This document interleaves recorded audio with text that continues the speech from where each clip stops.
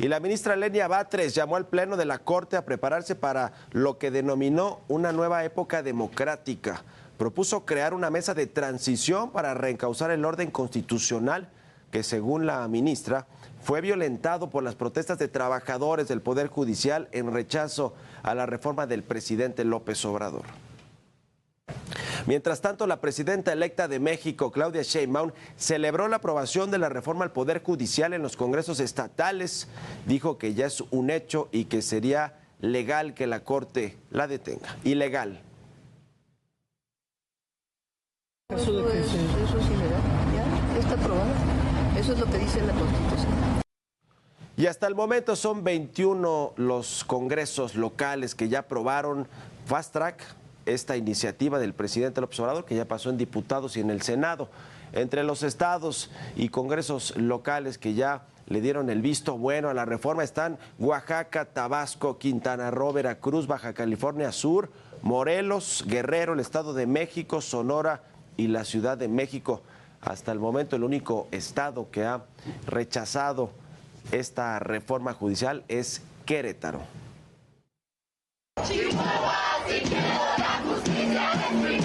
Estamos con todos ustedes.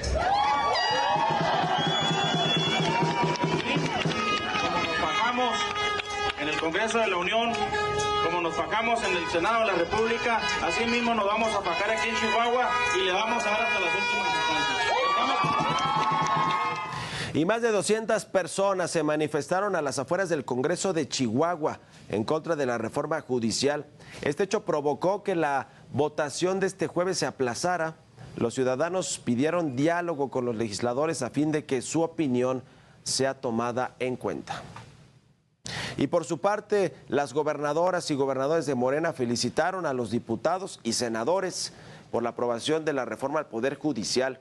Aseguraron que con esto se posibilitan los cambios estructurales que demanda el pueblo de México en materia de administración de justicia. Y en tanto, la mesa directiva del Senado convocó a una sesión este viernes en punto de las 2 de la tarde para computar el número de congresos locales que ya aprobaron esta reforma judicial y con ello declarar la validez constitucional. Y a esta sesión no acudirán los legisladores de oposición. Acusaron que se trató de un proceso ilegítimo plagado de deficiencias.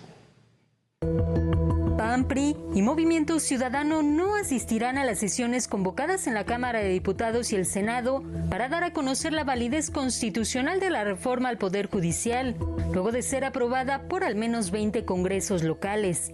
La oposición consideró que la reforma representa el entierro de la democracia en el país. Los panistas reiteraron que no acudirán a las sesiones programadas para este viernes porque consideran que la reforma es ilegal. No acudiremos a la sesión que nos están convocando para el día de mañana. Esta reforma se aprobó mediante la compra de votos, la coacción, la amenaza. La determinación de no asistir es una convicción porque las graves irregularidades de que está plagada la reforma. Alejandro Moreno y los coordinadores parlamentarios del PRI en el Senado y la Cámara de Diputados, Manuel Añorbe y Rubén Moreira, respectivamente, tampoco acudirán a las sesiones de este viernes. El coordinador de los senadores de Movimiento Ciudadano, Clemente Castañeda, consideró que es una fiesta de Morena y lo definió como el consumo del atraco a la nación. El grupo parlamentario del Movimiento Ciudadano ni en el Senado de la República, en la Cámara de Diputados asistirá. Es una declaratoria de validez, es la fiesta del régimen, es el consumo del atraco a la nación y por lo tanto nosotros no vamos a acudir a esa celebración entre comillas. Vamos a fijar nuestra posición sobre ese particular en las próximas horas. Esta reforma, que prevé el voto popular para elegir a los juzgadores, entrará en vigor una vez publicado en el Diario Oficial de la Federación. Verónica Macías, Heraldo Media Group. Y el coordinador de Movimiento Ciudadano en el Senado, Clemente Castañeda, pidió a su compañero de partido, Daniel Barreda, aclarar las dudas sobre su ausencia este día de la votación en el Pleno, el 10 de septiembre, que se votó la reforma al Poder Judicial. Así lo dijo. Yo llamo a nuestro senador, el senador Daniel Barreda, a que no le tenga miedo a contar la verdad de lo ocurrido, a que despeje todas las dudas que hay alrededor de lo que sucedió con él, con su padre y con su equipo político. Mientras tanto, la barra mexicana de abogados criticó la reforma judicial y su impacto en la separación de poderes de la Unión. La tachó de regresiva, inviable y antidemocrática.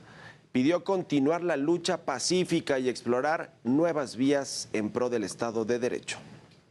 Por su parte, la Comisión Interamericana de Derechos Humanos advirtió que la reforma puede afectar la independencia judicial, el Estado de Derecho y el acceso a la información y el acceso a la justicia. Reconoció la importancia de fortalecer el sistema judicial en México. Sin embargo, aseveró que lo precipitado de las modificaciones podría tener consecuencias negativas para las garantías de idoneidad.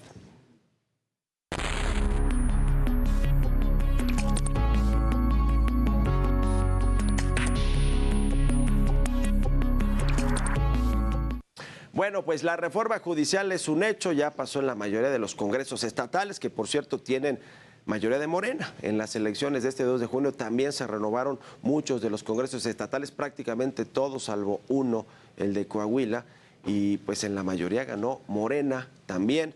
Los congresos locales, esto le daba la oportunidad claramente de que pasara fast track al vapor, como pasó en la Cámara de Diputados y en el Senado, esta reforma al Poder Judicial. Lo más importante será ver en los próximos días qué sucederá con las leyes secundarias. Ya les decía en la semana que no habrá grandes sorpresas, o por lo menos eso nos ha confirmado algunos legisladores de este partido como Gerardo Fernández Noroña, que no va a haber la posibilidad de que se metan estas reglas de que solamente quienes tienen carrera judicial puedan irse a las votaciones, a las boletas que tendrá el Instituto Nacional Electoral disponibles para que se vayan a votar por los jueces, los magistrados y los ministros. Se va a aceptar a todos los abogados después de algunos filtros para poder competir por por estos cargos de alto nivel del Poder Judicial de la Federación. Vamos a ver de los ministros de la Corte, de los 11 que hoy están en la Suprema Corte de Justicia de la Nación, cuántos pues se promueven para participar en esta nueva relación de poderes y de cargos en el sector judicial. Por lo menos 3 ministros o ministras que son más bien de las cercanas al gobierno de la autodenominada Cuarta Transformación seguramente buscarán algún puesto, como el caso de Yasmín Esquivel, de Loreta Ortiz y de Lenia Batres, que son 3 ministras de la Corte que fueron propuestas por el gobierno del presidente López Obrador y que seguramente buscarán algún cargo, ya sea en el Consejo de la Judicatura para presidirlo, que se va a separar de la Corte, o a la misma Suprema Corte de Justicia de la Nación, el tribunal más importante del próximo sexenio, y a partir de que comience a implementarse esta reforma será el Tribunal de Disciplina Judicial, porque este tribunal, que estará conformado por 5 magistrados, va a tener la posibilidad, el poder de llamar a cuentas a cualquier juez, preguntarle por qué de su sentencia, revisar sus estados financieros, todo lo que haga un juez, sancionarlo e incluso separarlo de su cargo. Con los jueces y magistrados así va a suceder, lo que sesione, según lo que convenga este Tribunal de Disciplina Judicial. Y con los ministros no podrá separarlos de su cargo, pero sí multarlos o sancionarlos por alguna mala jurisprudencia, alguna mala votación que considere este tribunal que no fue apegada a derecho. En fin, este será uno de los más poderosos y seguramente allí estarán algunas de las ministras que apoyaron esta reforma judicial, que solo son 3, Lenia Batres, Loreta Ortiz y Yasmín Esquivel. Ya veremos qué sucede con el tema de la reglamentación, que será muy importante para esta reforma judicial, aunque ha quedado claro en lo que se conoce del texto, del contenido de esta reforma constitucional. Va a tener elecciones el próximo año, a mediados del 2025, será la primera elección de jueces y vamos a ver cómo le va y cómo le va al INE, que platicamos también ayer con la presidenta Guadalupe Tadei de este Instituto Nacional Electoral, en términos de presupuesto, de organización, de cómo serán estas boletas, porque lo que conocemos de experiencia internacional, por ejemplo, lo que ya hizo Bolivia, es que no funcionó. simplemente la gente no conocía a las personas que estaban en la boleta y bueno, pues decidía si los que fueron a la votación, que fue una votación muy bajita, o sea, no acudieron muchas personas a votar y a elegir a sus jueces, pues los que fueron eligieron casi que cualquiera, porque no los conocían. No son los políticos que van a poder hacer campaña, tendrán los tiempos oficiales en la radio y la televisión, pero no podrán hacer campaña como cualquier otro político. En fin, no se ve nada fácil la implementación de esta reforma judicial, ya veremos cómo le va.